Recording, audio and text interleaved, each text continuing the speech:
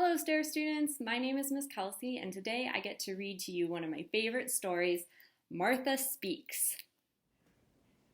The day Helen gave Martha Dog her alphabet soup, something unusual happened.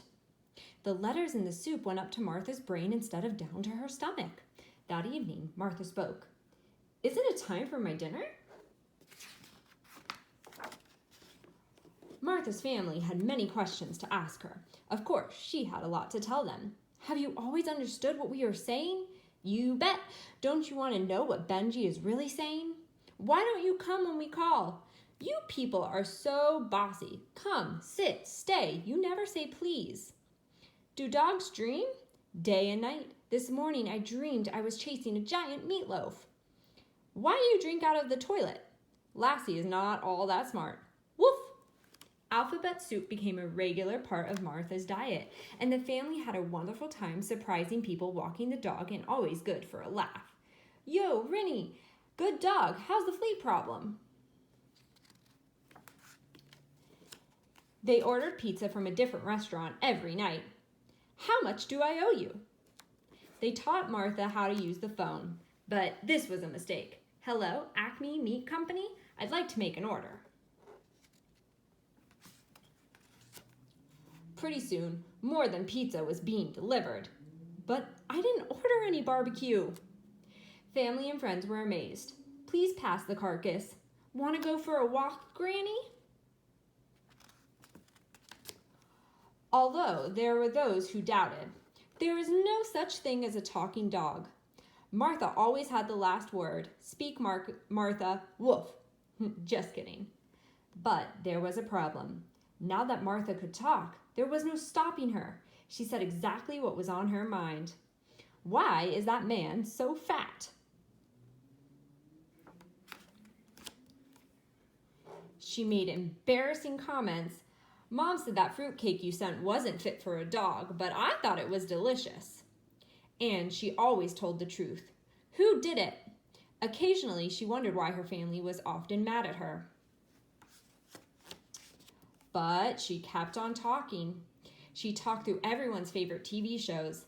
"I've seen this program. Want me to tell you what happens? The giant reptile did it, and the little kitten gets blamed. But it's okay because Ninja Woman and Enviroman team up to save the little kitten and, of course, the world and except our own."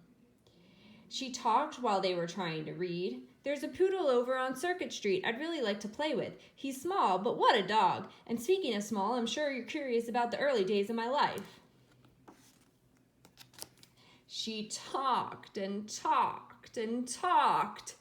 "I was born in the back alley to a poor but loving mother. Although she was a mixed breed, Mama was determined to raise us puppies right, to give us a solid background before we went out into the world at 8 weeks. Even before our eyes were open, Mama would say, 'You're dogs, not cats. Don't ever forget that. Blah, blah, blah, blah, blah, blah, blah.' I still remember the rules Mama gave us to live by. Beware of 2-year-olds. Beware of 2-year-old humans with clothespins. Under the table is the very best place to be during a meal. Never mistake your human legs for a tree." That was for my brothers, of course. "And if it's black and white and smells funny, it's not a cat. Don't chase it. And while we're on the subject, I understand cat, but I can't speak it. Wait, where was I? Oh, yes, blah, blah, blah, blah, blah.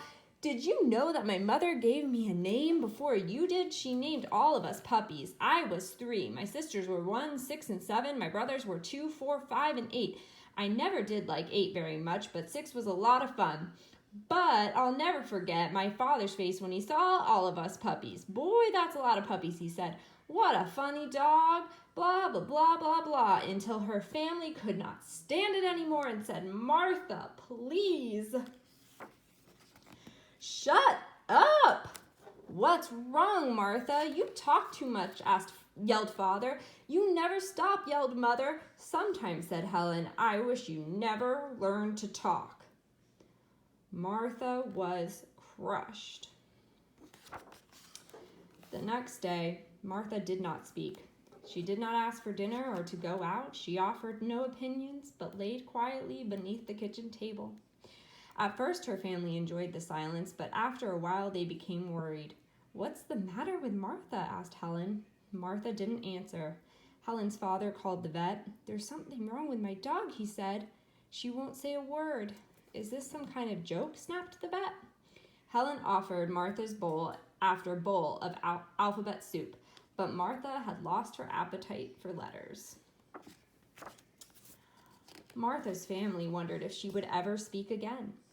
Then one evening when her family went out, Martha heard the sound of glass breaking. "A burglar!" she gasped. "I better call the police." She carefully dialed 911. But when she opened her mouth to speak, yip, arf, arf, arf, woof, Martha hadn't eaten a bowl of alphabet soup in days. Martha raced to the kitchen. She barked, she growled, she tried to look ferocious. Grrr. The burglar wasn't frightened. He picked up a pot from the stove. Uh-oh, thought Martha.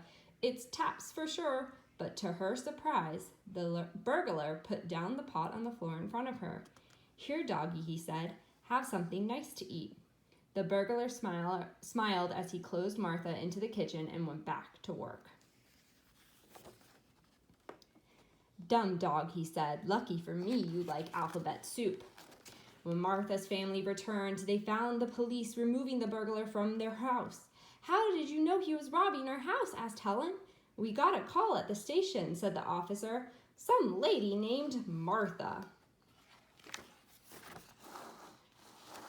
"Good dog, Martha," exclaimed her happy family. "You're so right," said Martha. Now Martha eats a bowl of alphabet soup every day. She's learning what to say and when to say it, and sometimes she doesn't say anything at all. At least for a few minutes. I hope you enjoyed that story as much as I did. Now we're going to answer some questions. First, I want you to retell the story in your own words. After you finish retelling the story in your own words, I want you to answer this question. If you could talk to Martha, what would you ask her? Then, I want you to explain which part of the story was the most exciting to read and why. Thanks, guys. Have a good day.